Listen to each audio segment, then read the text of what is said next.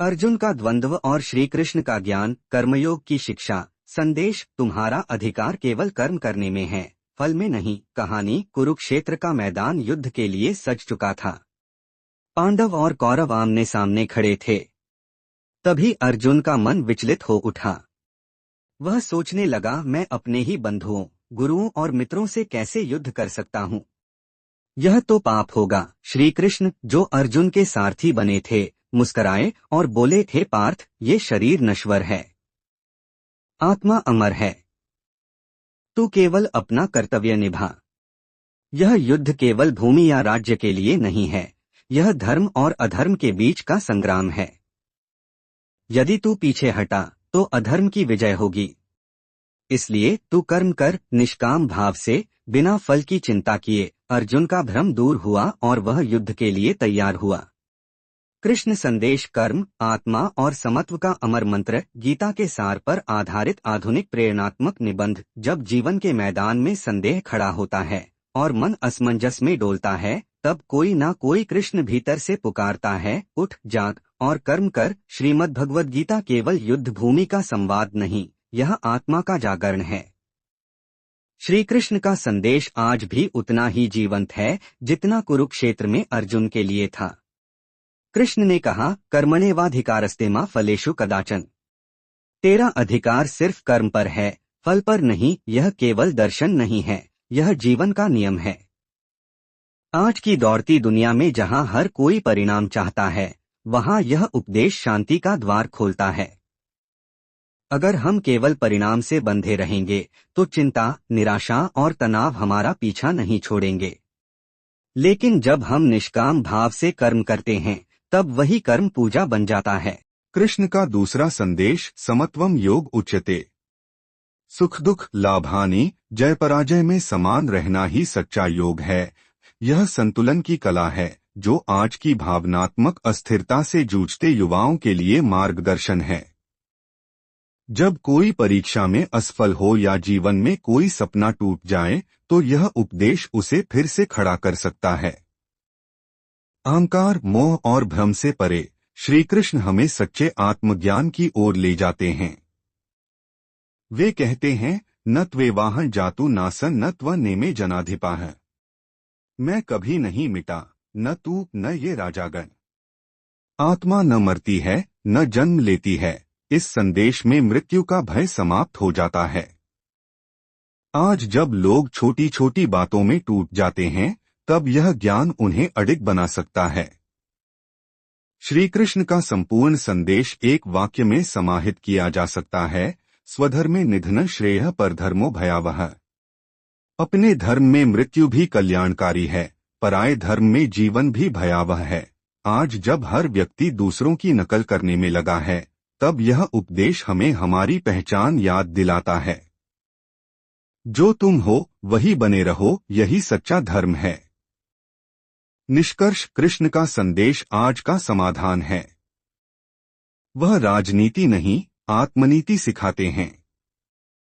वह धर्म के नाम पर युद्ध नहीं, कर्तव्य के नाम पर शांति लाते हैं। गीता कोई प्राचीन ग्रंथ नहीं, यह तो जीवन का जीवंत विज्ञान है। जब जब हम भ्रमित होंगे, जब जब हम थकेंगे, कृष्ण भीतर से कहेंगे, मैं हूं, तू अकेला नहीं है। उठ और अपने जीवन का अर्जुन बन। अगर आपको यह स्वरूप पसंद आया हो, तो मैं और भी इस तरह के गहरे कृष्ण संदेश निबंध बना सकता हूं, जैसे प्रेम में कृष्ण, युद्ध में कृष्ण, राजनीति में कृष्ण, जीवन प्रबंधन में कृष्ण आदि। 2. संत एकनाथ और कृष्ण भक्ति, भक्ति की शक्ति। संदेश: मैं हर उस भक्त के साथ हूँ जो मुझे सच्चे मन से पुकारता है।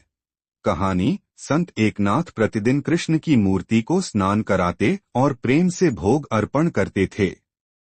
एक दिन उनके पड़ोसी ने ईर्ष्यावश उनके मंदिर में गोबर फेंक दिया। एकनाथ ने कुछ नहीं कहा, बल्कि शांतिपूर्वक मूर्ति को फिर से स्नान कराया और पूजन किया। पड़ोसी रोज ऐसा करता रहा, पर एकनाथ जी शांत रहे। कुछ समय बाद वह व्यक्ति बीमार हो गया। एक दिन उसने सपना देखा कि भगवान श्री कृष्ण कह रहे हैं, तू जिस पर गंदगी फेंकता रहा, वही मेरी सच्ची भक्ति करता है। अब यदि तू मुझसे क्षमा चाहता है तो एक नाथ से क्षमा मांग। सुबह वह व्यक्ति रोता हुआ संत के पास आया और क्षमा मांगी। एकनाथ ने उसे गले लगाया और कहा, शुद्ध मन से पश्चाताप करना ही सच्चा प्रायश्चित है। 3 विदुर का निवेदन, प्रेम ही प्रभु को प्रिय है।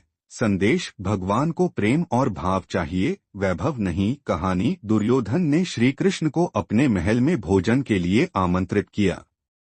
वहां सुनहरे बर्तन, रत्नजड़ित आसन और अनेक व्यंजन तैयार थे, लेकिन श्री कृष्ण ने निमंत्रण स्वीकार नहीं किया। वह सीधे विदुर के घर पहुंचे, जो एक साधारण झोपड़ी में रहते थे। विदुर उस समय केले खा रहे थे। हड़बड़ाहट में उन्होंने श्री कृष्ण को भी आधे छिले केले खिला दिए। श्री कृष्ण मुस्कुराते रहे और प्रेम से खाते रहे। उधर दुर्योधन को जब यह बात पता चली तो उसने क्रोध में कहा, हे कृष्ण, तुमने मेरा राजसी आतिथ्य अस्वीकार कर उस दरिद्र के घर क्यों भोजन किया? श्री कृष्ण ने कहा, तुमने मुझे अपने अहंकार से बुलाया था, विदुर ने प्रेम से बुलाया। मैं प्रेम का भूखा हूँ, वैभव का नहीं। 4 राजा जनक और संत बालक, वैराग्य और संतुलन। संदेश, जो बाहर से कर्म में लीन हो और भीतर से विरक्त हो, वही सच्चा योगी है। कहानी, एक युवा संत सोचता था कि सच्चा मोक्ष केवल जंगल में साधना से ही संभव है। एक दिन वह राजा जनक से मिला। राजा ने संत को अपने दरबार में आमंत्रित किया और एक दीपक थमाया। इस दीपक को लेकर महल में घूमो, लेकिन ध्यान रहे तेल की एक बूंद भी न गिरे। संत ने पूरी 1 घंटा दीपक लेकर घूमते हुए तेल को गिरने नहीं दिया।